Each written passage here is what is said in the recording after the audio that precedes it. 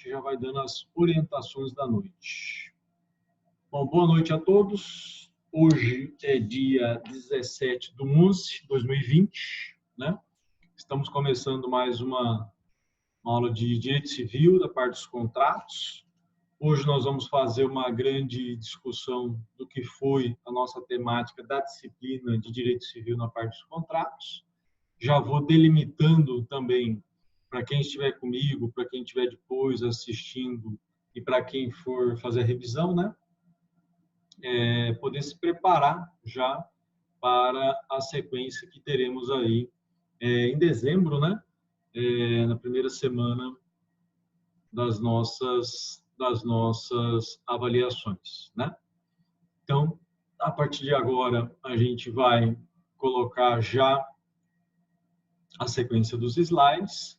Esses slides eu coloco também como aula 7, já de hoje para amanhã, lá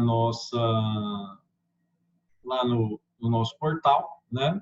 Então, vocês já vão estar olhando aí o que nós colocamos todas as nossas aulas. Meu nome é Enéas, né? Professor Enéas, na área de Direito Civil, contratos. Na nossa área de contratos, eu utilizei uma obra base, que foi a do professor Anderson Schreiber. Tenho discutido muito com vocês com a obra dele, tenho falado, né? E nós iniciamos todo, né, vamos dizer assim, a nossa discussão do direito civil pela extinção dos contratos, que foi uma parte que eu peguei, né, que vocês já tinham feito um trabalho da parte geral, e aí nós iniciamos, vamos dizer assim, um raciocínio a partir da extinção. Teve um texto de leitura muito importante da professora Martins, né, que tratava e trata dos princípios, né, e essa parte de princípios, princípio da boa-fé, princípio da função social do contrato, pacto, pacto sum servanda, né, que me veio em mente aqui da parte de pacto de São José da Costa Rica. Por mais que veremos na sequência aí que teve momento também de discutir o pacto na questão do depositário infiel da súmula vinculante do Supremo Tribunal Federal. Então, hoje vai ser uma discussão desse primeiro horário na sequência das aulas. Vou disponibilizar. O colega que estiver vindo vai ter toda essa discussão. Aquele que já está comigo ao longo das semanas vai fazer uma revisão, pergunte, fale, né? Algumas questões eu separei, tirei, que está na sequência também para a gente discutir. São questões para raciocínio, está lá com a hora do raciocínio, né?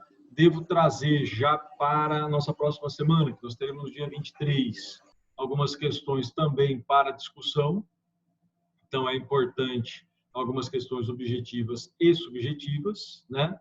Então, na semana que vem, no dia 23, a gente fecha também com esse bate-bola, e se ficar alguma parte também da revisão, eu já deixo para discutir na sequência do primeiro horário. Então, nós iniciamos com a extinção dos contratos, e aí eu coloco sempre um tópico para sempre o aluno estar se localizando, né?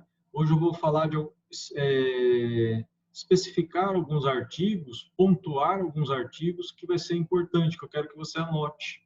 Então, agora já me veio o artigo 500 na mente, mas na sequência estará lá, que fala daquela questão do ad corpus, do ad mensura, né? Que a gente vai trabalhar dentro das espécies, tá bom? Então, na sequência veio da extinção dos contratos, eu venho raciocinando as terminologias da resolução, resilição e rescisão, né? Qual que é a ideia desse semestre na área de civil? Já que eu tenho as obrigações, os contratos me geram obrigação. Então, o contrato de compra e venda, o comodato, né? O mútuo. Então, a gente vai ver que essa relação de obrigação, essa relação obrigacional, ela gira em torno de um meio, e o meio que nós temos são os contratos. Então, esse é o objeto que a gente vai ter nessa forma, alguns formais, outros não formais, mas nós veremos esses elementos, né, de cada espécie. Então, iniciamos pelo raciocínio do artigo. A questão da quitação é óbvia para a extinção do contrato, né? O direito do devedor. Artigos da parte geral, que é importante lembrar, né, que eu coloquei o 319, né? O devedor que paga tem direito à quitação regular, né? Pode reter o pagamento, não é isso? Então, toda essa estrutura do 320, né? Pode designar o valor e a espécie da dívida, vale a quitação, se os termos for possível depender do pagamento da obrigação. Então, a parte de implemento, né, é a regra para a extinção dos contratos. Cito o artigo 320, peço para você que está aí anotando, né, esse artigo é importante, pega a parte geral, mas ele também nos é importante agora na parte de extinção dos contratos. Sempre relembrando, né, e é importante relembrar, a questão que os vídeos são gravados e ele passa, daqui a alguns, hoje para amanhã, já está na rede mundial de computadores.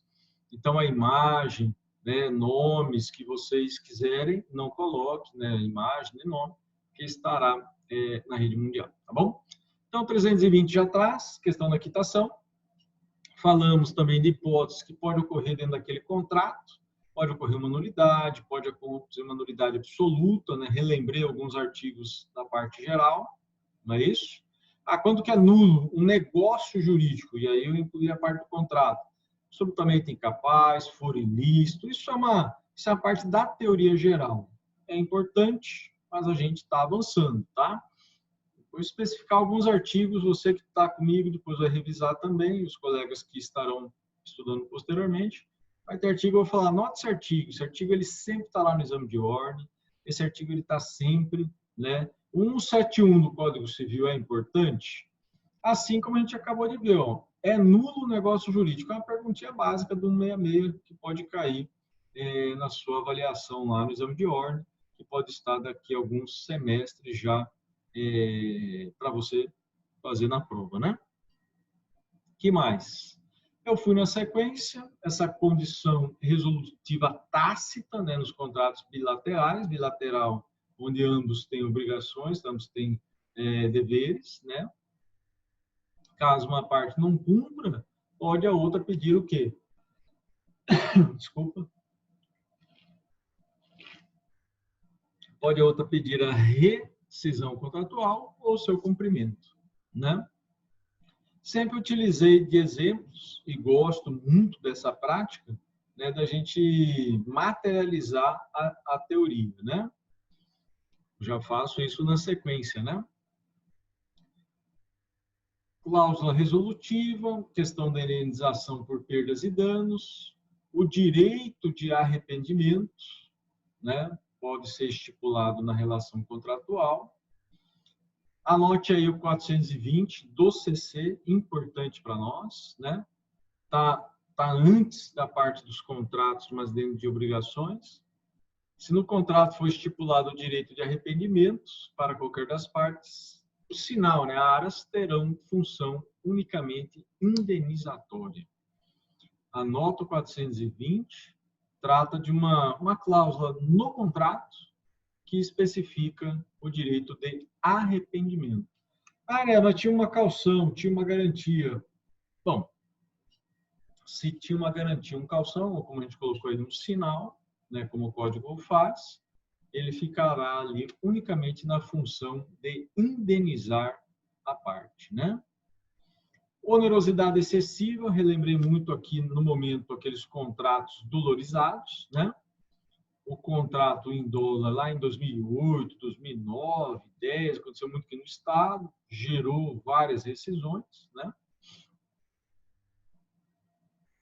Logicamente, com consequências, né? Então, mas como é que eu vou fazer essa resolução do contrato? Primeiro, a execução era continuada, ou seja, ela ia prosseguir, né? Essa alteração radical da condição econômica, né? Muitos alunos me têm perguntado agora, na época da pandemia, até hoje me ligou um aluno perguntando, o dele era para locação e não com fundamento no CC, mas fundamento na lei de locação, né? Sim, está havendo discussões hoje no âmbito judicial e mediação no PMEC, né? Também essa questão da onerosidade em decorrência desse fato imprevisível que foi a pandemia, né?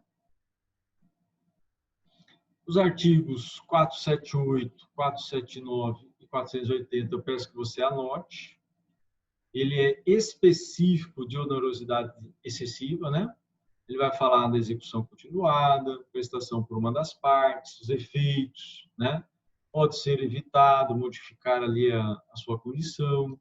Se no contato de publicações couberem apenas para uma das partes, então ele não é sinalagmático, mas unilateral, né? Importante esses artigos. Estou fazendo uma sequência rápida porque foi objeto já de discussão. Estou só pontuando aquilo que é realmente de extrema importância, né? Os colegas que estão entrando, né, vão manifestando. Quem tiver dúvida, repito, né? Quem está comigo aí agora, depois também na revisão, depois assistindo o vídeo, ligue, né? Mande mensagem. Muitos têm sanado as dúvidas, né? De vez em quando eu olho aqui para ver se não tem nenhum colega falando neste momento no WhatsApp, neste momento não. Peço sempre para depois da aula, né? Conclusão. Então, essa resolução por onerosidade excessiva confirma dois princípios que nós estudamos lá na primeira etapa, né? Que é o equilíbrio econômico-financeiro e a função social do contrato. Anote esse princípio aí. Dois princípios de extrema importância que você tem que ter pelo menos o conceito. Função social do contrato e a famosa boa-fé objetiva. Tá? Então, o princípio da função social do contrato e da boa-fé objetiva, pode anotar aí, tem um conceito na sua mente, tem um fundamento de legalidade, para na hora de uma pergunta você desenvolver, né, olhando para o código, se é uma segunda fase, olhando para, né, um raciocínio teórico também que você lembrar naquele momento. Outro também, uma outra cláusula que pode estar ali no contrato, que é a exceção do contrato não cumprido. Atenção aí, são só dois artigos, 476 e 477. Vou me opor, eu estou falando o contratado, né? Aquele que tem a obrigação, né, de falar, olha, vou me opor aí à exigibilidade do cumprimento da obrigação. Mas por quê? Né? Enquanto não cumprida a contraprestação do credor.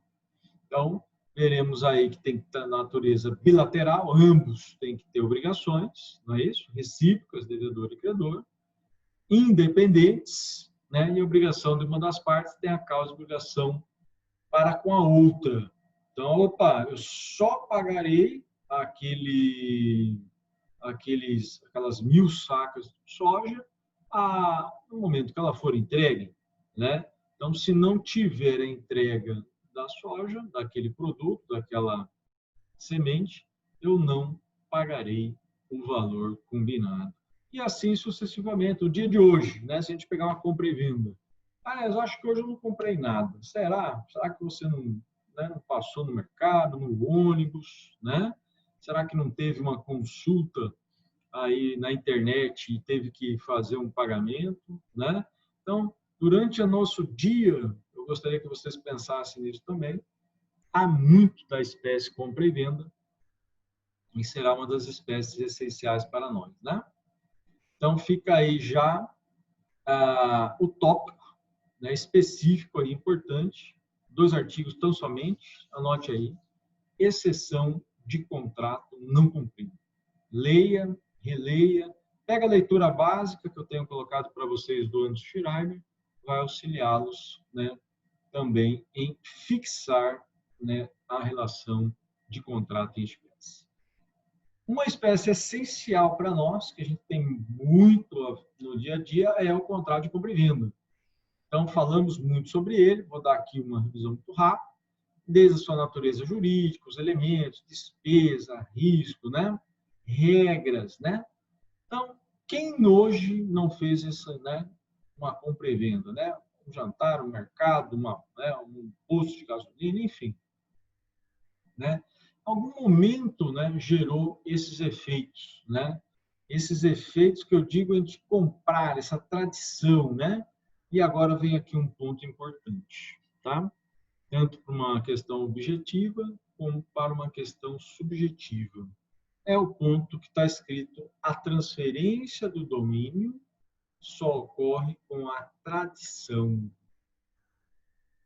No caso de bem móvel e registro de compra, né, de caso de compra e venda, no registro de imóveis e bem imóvel, né?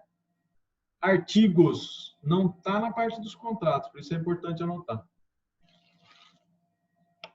Artigos importantes: 1267 e 1245. Os colegas que estão entrando, muito boa noite, né? Estamos nesse momento aqui, que estarão depois fazendo revisão, né, fazendo o estudo. Estou delimitando dentro da nossa discussão do semestre, né, do parte do bimestre, na verdade, que eu estive com vocês, temas importantíssimos aí para a nossa avaliação. Então, hoje estou fazendo uma concisão, discutindo, dando tempo, a gente avança para algumas questões subjetivas. E semana que vem eu vou preparar para nós também um bate-bola de questões. Vou deixar gravado, vou passar para vocês, né? Para ter essa prática também na parte do contrato. Então, anote aí. Transferência, falou bem, móvel, lembra do veículo, é o mais básico, né? Depois a gente vai ver se é movente, se está lá na parte das obrigações. Mas falou móvel, entrega, tradição. Imóvel, tem aquele velho ditado: não basta, né? Não basta ter a escritura, tem que levar a registro. Não basta ter o contrato, tem que levar a registro. Quem não registra não é dono, né? Isso aí é importante para nós.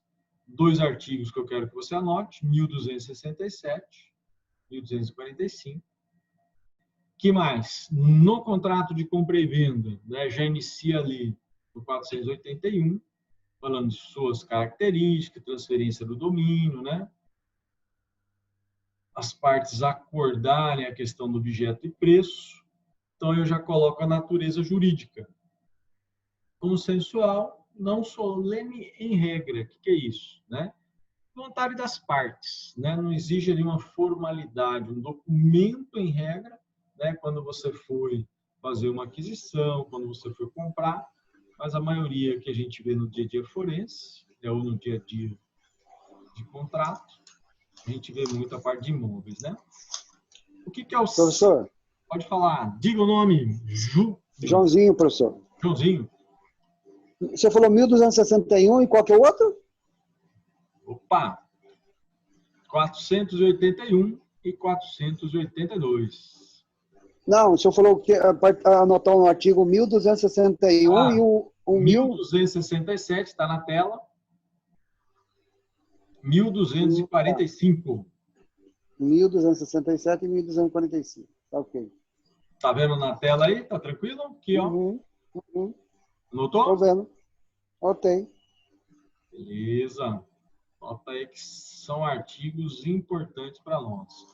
Terminologias: sinalagmático ou bilateral, né? Ambos têm o quê? Obrigações. Ah, fiz uma compra e venda de um veículo. Entregar o veículo e o outro tem que fazer o quê, né? Você tem que pagar, né? Então, a palavra bilateral, sinalagmático, tem que estar aí no seu dia a dia também, tá? Anotaram aí? Estou colocando todo mundo no mudo, mas se quiser falar é só tirar, tá? É só para as gravações não terem nenhum chiado. O que mais? Vamos para frente, vamos raciocinar hoje, tá? Teve dúvida, pergunta, fala, né? Onerosidade, né? Questão do valor, pagamento, né? A gratuidade de compra e venda existe? Sim, né? Com certeza, né? Agora, regra geral, a gente vê a parte onerosa, né? Sempre tendo ali uma contraprestação, né? A questão do valor do preço em dinheiro, isso é importante, né? Não ser irrisório, senão a gente vai ficar olhando mais para a espécie de doação, né? E não de compra e venda. Sempre casos, né? Ó, Raimundo comprou, Josefina vendeu, fizeram um contrato, no qual deixaram de definir o preço. E agora, o que vai acontecer? Pense comigo, né? Vamos raciocinar. O preço deve ser determinado, pode ser determinável posteriormente, né? Não esteja determinado no contrato, né? Terceiro pode fixá-lo, se for uma questão de valor, pode ser um contrato de compra e venda né? Que vai exigir até um árbitro, já imaginaram? Pode acontecer, né? Taxa de mercado, né? Fixação do preço, em regra, né? Consentimento entre as partes. Isso me parece bem tranquilo. Questão das despesas do contrato, né? O vendedor pode deixar de entregar a coisa se o comprador torna-se insolvente, até que o comprador lhe dê garantia de que efetuará os pagamentos no prazo ajustado? Anote aí essa pergunta. Dê uma olhadinha no 495, né? Olha que interessante. Nós estamos falando, primeiro, gênero, contrato, espécie, compra e venda, e estamos agora raciocinando esse vendedor deixando, né, de entregar a coisa. Anotou aí, Joãozinho? Anotou aí? 495. Olha a dica, hein? Quem estiver depois assistindo, estudando, já fica aí uma dica importante, né? Eu anotei, professor. Boa. Outro artigo importante e a terminologia em latim também. A coisa perece para quem tem o domínio, né? Até o momento da tradição, ou seja, da entrega, os riscos da coisa correm por conta do vendedor e os do preço por conta do comprador. É o que nós chamamos lá da coisa perece para quem tem o domínio. 492, importante, compra e venda, trabalhando aí os contratos, né? Como eu disse antes, está aqui mais uma questão sobre a tradição, né? Para quando for móvel, e a questão do registro. Então, a celebração do contrato não é suficiente para transferir o domínio. Então, se você está comprando um veículo, um bem móvel, tem que haver entrega para ter essa formalização do contrato. Se for um imóvel, tiver uma escritura, tiver um contrato de compra e venda, você tem que levar a registro. O que acontece muito aqui na nossa região? Um determinado imóvel é vendido para várias pessoas, né? Por contrato, às vezes até mesmo por escritura, mas não está sendo levado a registro. O que acontece? Se eu tenho 2, 3, 4 que tem a compra e venda daquele imóvel, quem é o proprietário? Aquele que levou a registro na matrícula do imóvel. É lógico que os outros vão discutir, né, com o vendedor aquela alienação, aquela venda, né? Mas fica aí essa ressalva da importância quanto ao registro do imóvel, tá? A questão do risco, importante, já falamos. Essas limitações, né, à compra e venda, ou seja, quando elas não podem ocorrer, falei muito aí na questão do leilão, da asta pública, né?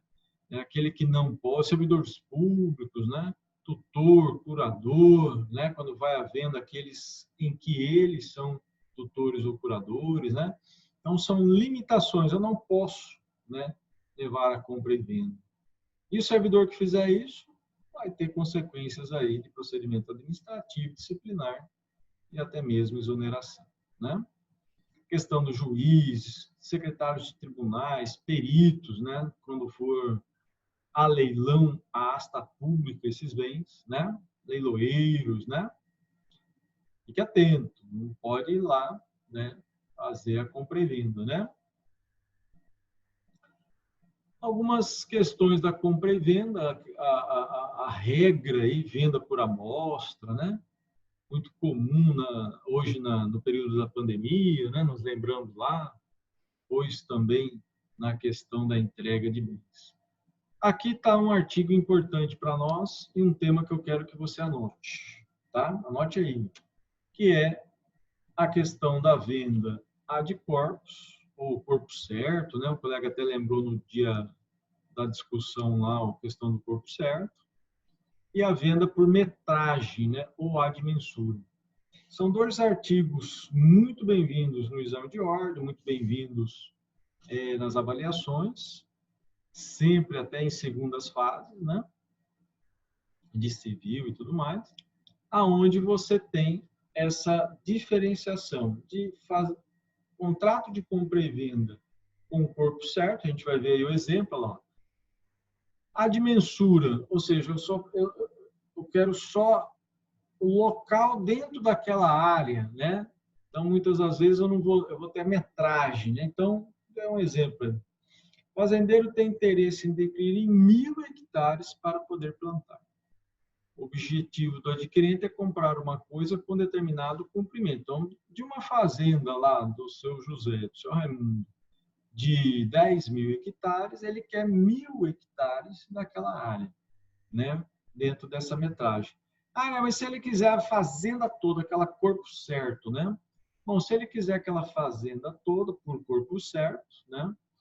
Aí terá essa terminologia. Mas o que isso influencia? Se ele fizer um contrato de compra e venda, e esse contrato de compra e venda não estiver, né, compra e venda com o corpo certo, então ele quer a fazenda água boa, né, de porteira fechada, como a gente fala muito aí no dia a dia, e não vier, né, vamos dizer assim, aquilo que era a fazenda água boa dentro dos seus limites, você vai questionar judicialmente. A mesma questão se é por metragem. Então, se você quer 1.000 hectares dos 10.000, não é nem 11.000 e nem 900, tá? É 1.000 hectares, né, dentro daquela área. E o que pode acontecer? Aí que vem a leitura importante do artigo 500. Caso venha a cair essa primeira etapa nossa, eu já ressalvo para nós entrarmos para a segunda, tá? Não se preocupe, que a gente vai raciocinar ainda hoje, né? Então, o que o artigo 500 ele nos traz? Quando, né, nós temos a de corpo certo ou a por metragem. Então, ele diz lá, se na venda do imóvel o preço for por medida, né, a de mensura, e esta não corresponder em qualquer dos casos às dimensões, então eu queria 1.000 hectares, o comprador terá o direito de exigir o comprimento da área. Ah, mas não é possível, ele fez a venda lá, mas ele não tinha 1.000, ele tinha 980. Não sendo possível, o que eu posso fazer? Resolução ou abatimento do preço. Essa é uma diferença que eu quero que você anote. Por isso, do artigo 500, diferenciando a por metragem da de corpo certo. Porque se você quer um corpo certo, uma determinada área específica, aquela fazenda tal, e ela não puder ser vendida, o que vai acontecer? Não tem como fazer abatimento, né? Porque não existe. Então, vai ter somente a resolução ali do contrato. Então, vou voltar um pouquinho a tela. Eu quero que você anote. Então, são duas regras especiais que podem acontecer no contrato de compra e venda. Chamada venda por medida, ad mensura, e a chamada venda por corpo certo. Tá? É o estudo de dois artigos bem pontuais. Quero que você anote. Está comigo aí hoje, estará comigo depois na revisão, né? Assistindo depois o vídeo. Anote aí esses dois artigos, 500 e 501. É importante, hoje, na nossa revisão, no nosso bate-bola, são dois artigos que eu quero que você tenha bem estudado. E aí eu oriento. Pegue lá a leitura básica que eu coloquei para vocês, no Schreiber. Vai específico nesse caso, dá uma lida, relida, vai ver que existe ali um tema bem interessante, né? Na questão também ainda do contrato de compra e venda, né? Um tema importantíssimo é a retrovenda, né? Esse retorno, né? Essa preferência também é importante, mas a retrovenda ela é interessantíssima, né? Tanto é que eu já começo com um caso, e esse caso muitos caras falam, que caminho que eu sigo? Poxa, tá aqui, ó, vamos ver agora, né? Enéas, pode ter um caso semelhante a esse lá na nossa avaliação, lá na primeira semana de dezembro, né? Sim, pode ter um caso semelhante, pode que não seja Raimundo, seja José, né? Josefina, Vira e Maria. Ah, mas aí eu já não vou saber fazer a questão. Não, iluminando, vamos, né? Pensar juntos, né? Então aqui ele fala, olha, procurou longa data, ele, né, morava em Cuiabá, gostou muito de Chapada, comprou uma casa lá de Josefina. Passado algum tempo, um terceiro chamado Vivaldino, informando que exerceu o direito de retrovenda. Então, eu preciso sabermos o que é a retrovenda, né? Onde que é o fundamento, o que você quer que eu diga? Fale sobre ela, né? Utilizando suas palavras. O código, ele é uma fonte de consulta, né? Pode colocar o artigo, né? Então, ele exerceu esse terceiro aí, o direito de retrovenda. Mas o que é retrovenda, né? O que é isso, né? E o seu colega Raimundo fala, nunca ouvi falar sobre isso, né?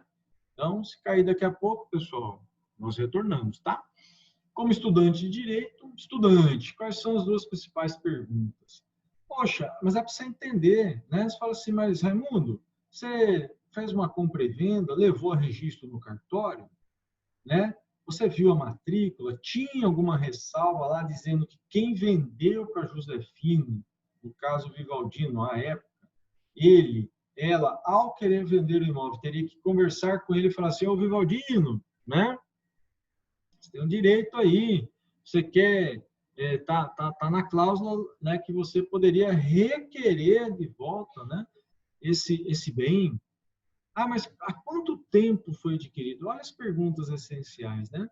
Mas não é só isso, a ideia é para você dizer, olha, mas se não está registrado e está dentro de um prazo, ele pode requerer esse bem de volta, né? E aí vem o conceito, esse resgate, né? É o direito de exigir de quem comprou a venda. Poxa, né, mas eu posso vender algo dizendo que eu quero ele de volta? Por isso chama cláusula de retrovenda no contrato de compra e venda, né? Então, o direito de retrovenda deve ser registrado no registro de imóvel. Falou imóvel, pessoal. Falou imóvel, é ir na matrícula, olhar a matrícula, pegar o contrato, registrar, se for escritura, registrar. Imóvel, né? Falou imóvel, questão de carro, a gente já sabe, né? Nos órgãos de trânsito, fazer lá a transferência, até para você não permanecer com uma responsabilidade sobre o bem. O vendedor de coisa imóvel pode reservar-se o direito de recobrar. Então, já vou sintetizando aqui. Ó. Anota aí. Retrovenda, importantíssimo para nós. Estudo do artigo 505 a 508. Então, anote, né? Aí o aluno vai fazer aquela pergunta depois, Enéas, só aquilo que você disse hoje que é importante que vai cair? Querido iluminado, né? Estou pontuando os artigos para que facilite para você, né, o seu estudo. Não deixe de ler os outros, né? Mas aqueles que eu estou pontuando, direcionando, esse é necessário fazer a leitura, tá? Então, a sequência de artigo está aí nos slides, sempre utilizo para facilitar a questão do prazo, né, decadencial de 3 anos, né, a questão escrita, né, se recusar, judicializa. Então, está aqui a essência, vamos dizer assim, da retrovenda, né? Isso é importantíssimo e acontece sim na nossa prática, tá bom? A questão da venda a contento, né? Menos usual no dia a dia nosso jurídico, né? Pode acontecer, né? Houve a tradição do bem imóvel, o domínio do bem não é transferido, né? Aquela questão das roupas que eu dei os exemplos, né, da pandemia agora, né? Ah, já em alguns instantes vai cair o vídeo, eu retomo, tá bom? Então, essa parte aqui é importante saber, né? Porque tem muitos colegas aqui que são vendedores, tem outros, né? Às vezes enterrou a roupa lá e o iluminado não comprou nenhuma e ficou com bem, né? Então, tome cuidado, porque existe uma relação contratual aí, a chamada venda a contento ou à prova, né? A venda feita contento, entende-se realizada sob condição suspensiva, até que ele mostre o seu agrado. É aquela velha, deixei lá as roupas, né? A loja o faz, e aí o comprador, se interessa, o faz a venda, né? O nosso colega Hélio está entrando aí. Hélio, se cair, já entro na sequência para a nossa segunda etapa, tá bom? Então, essa parte aqui é importante ter conhecimento, né? Agora sim, preferência. Nota aí, né? O colega que está entrando agora, a gente está pontuando aí artigos 513 a 520. Essa é uma cláusula que estará no contrato de compra e venda, hein? Então, fique atento. Falamos lá da retrovenda, já viu que é importante, e já estamos falando de outra, que é a ideia da preferência, né? O vendedor pode vir a resguardar o direito de preferência. O que é isso, Enéas? Já te vendi, né? Já. Você vai vender de novo? Vou. Então, na hora que você vender, eu tenho preferência, eu tenho prioridade, né? Importantíssimo, anote os artigos para você fazer essa leitura.